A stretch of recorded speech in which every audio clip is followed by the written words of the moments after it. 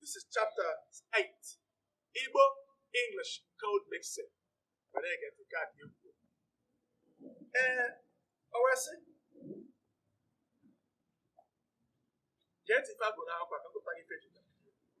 Code mixing is the act or practice of using or speaking two codes or languages at the same time.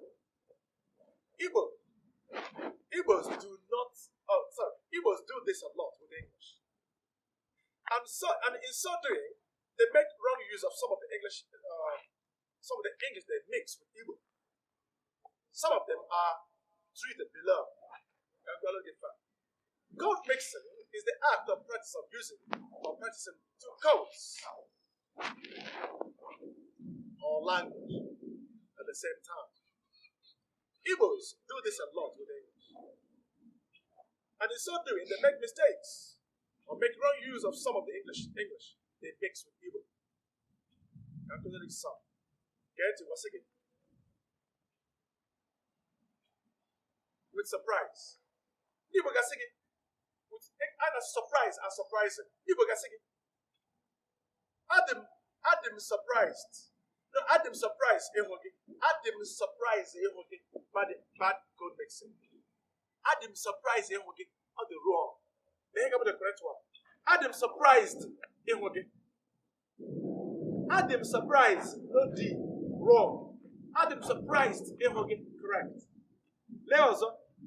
Adam surprised to see you. Correct. You must add D to surprise in this usage. Adam surprised him. How to come surprised? Adam surprised him. Adam surprised him. Yes. You're doing correct code mixing. But you say Adam surprised him or bad code mixing. He's illiterate. Then it goes. See, Adam surprising.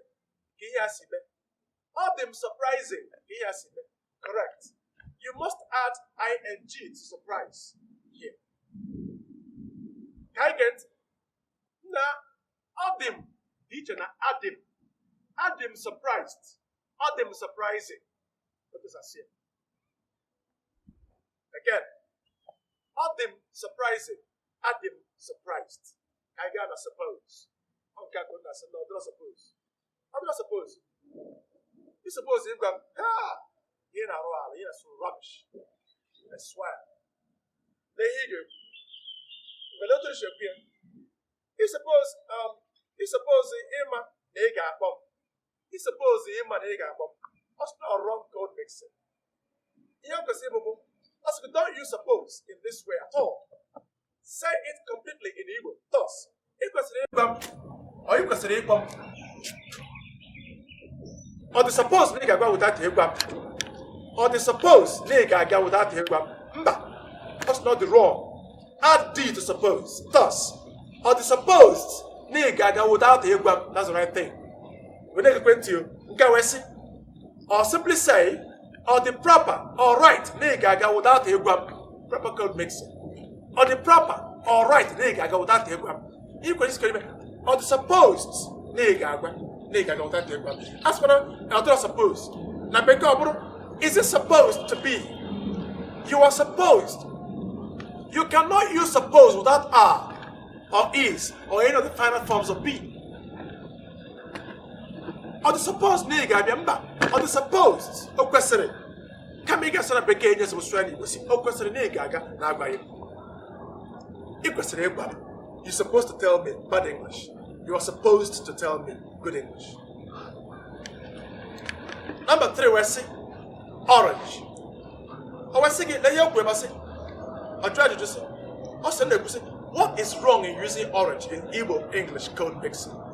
Is in the sound realized from the first syllable. O. The sound realized from O is not O or O. It is realized as O, vowel number 6. Now, orange is pronounced orange, not orange. On your orange, bad English. On your orange, correct. Use the soya Oh, Imasia O, orange, mba, orange, correct. Onye orange, orange seller, not orange. Groundnuts. Here I have groundnuts, not groundnuts. Onye groundnuts, onye cucumber, onye orange, onye guava, onye soursop, onye pineapple, onye ndanda kesabia. Epre ni kuna peke ogaba. Mani mambo ya konu. Onye granot, onye cucumber, onye cucumber, onye banana. Yeah, onye bananas. Oh, to go get here S. Onye bananas. Good. Now, Kwasi, the words that and na should not be used together, as it amounts to tautology. It amounts to tautology. Yes. Agabo, Igasi. I said that means na in Igbo. This is Sonia. E.g. Agwaram gị that na ị mere mistake, wrong code mixing. Agwaram gị that na ị mere mistake, wrong code mixing. B wee sị, agwaram gị na ị mere mistake, correct code mixing.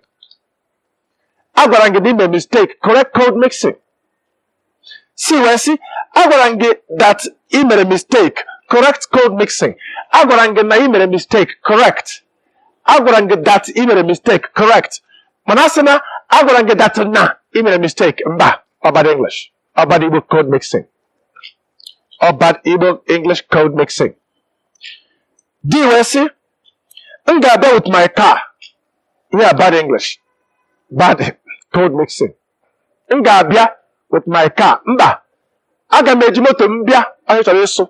Kama ị ga-asụ ya na tinye na bekee mebie. Sụọ ya, aga m eji moto m bịa.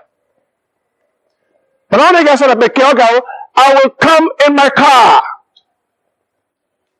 You will not come with your car. If you say, I'll come with my car, ị ga-ebu ya n'aka etu abịa. I will come in my car. Mma anyị anya bịa. I will bring my car. Mma anyị anya bịa. Nke a wee sị, eji m moto m bịa. Correct. G wee sị,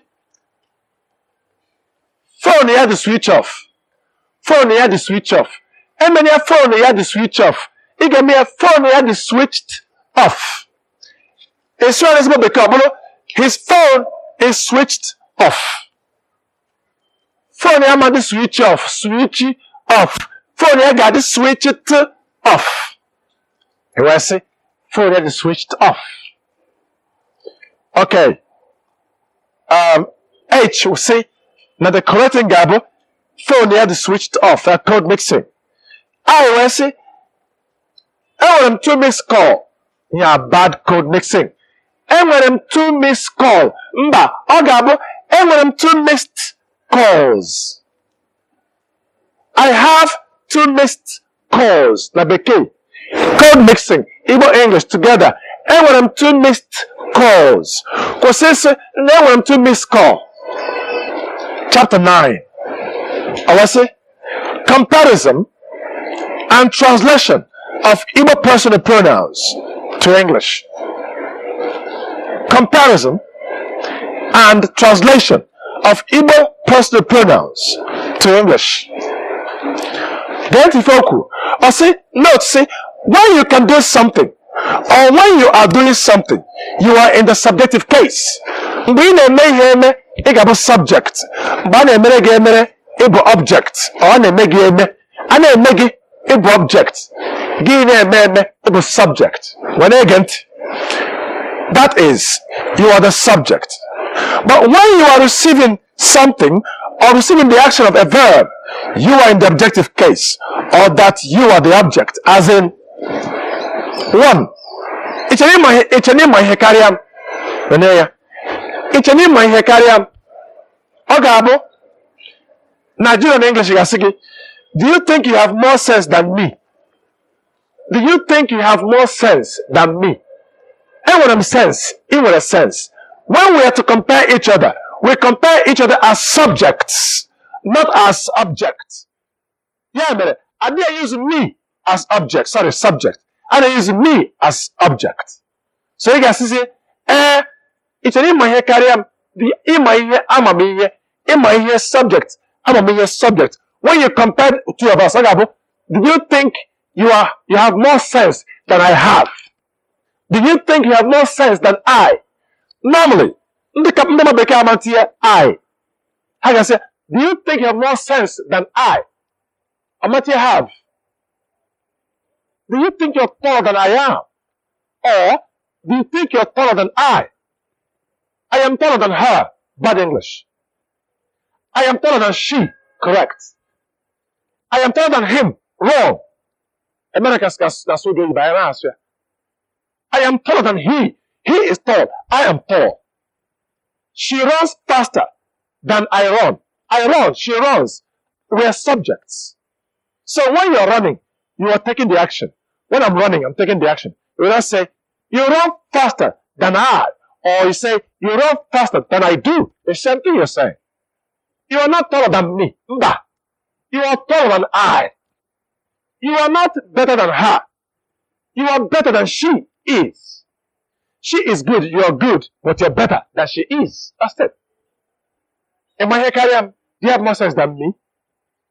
In our Hekariam, can you hear more than me? Mba. You talk about logo.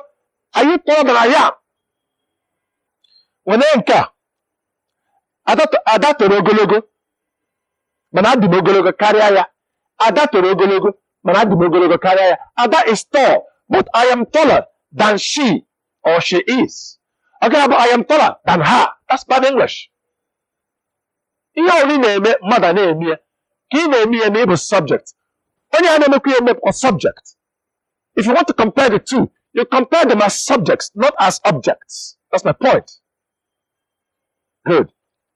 Then next, I got a chapter 10. How to translate Igbo complex sentences to English complex sentences. A complex sentence is a sentence that contains the main clause, in addition to one subordinate clause or another subordinate clause. Now, I try to make the traditional way such clauses are joined by other conjunctions. But I can't imagine that get that as a join.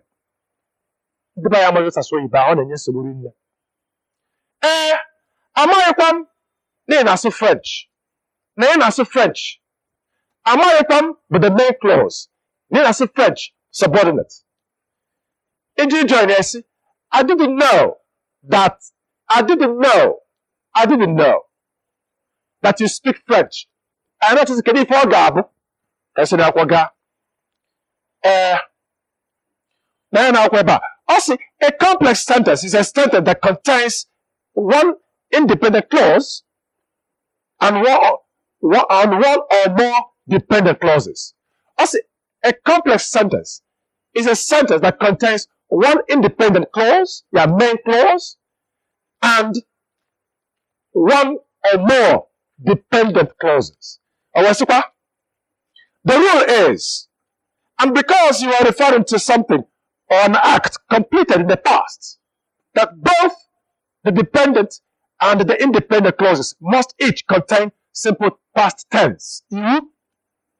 Such sentences usually begin with I didn't, I thought, I was under the impression, and are joined by a that conjunction, which may not always be mentioned during speech. I know I am wrong.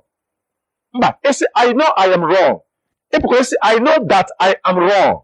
Now, in spoken English, don't say I know that I'm wrong. In a day that I know that I'm wrong or the too bad. I know that I'm wrong. I agree. I know I am wrong. The same thing, you're correct. So do without that in spoken version, and then put that when you're writing. As I said, it's not as if you put that when you're speaking, it's a crime. No.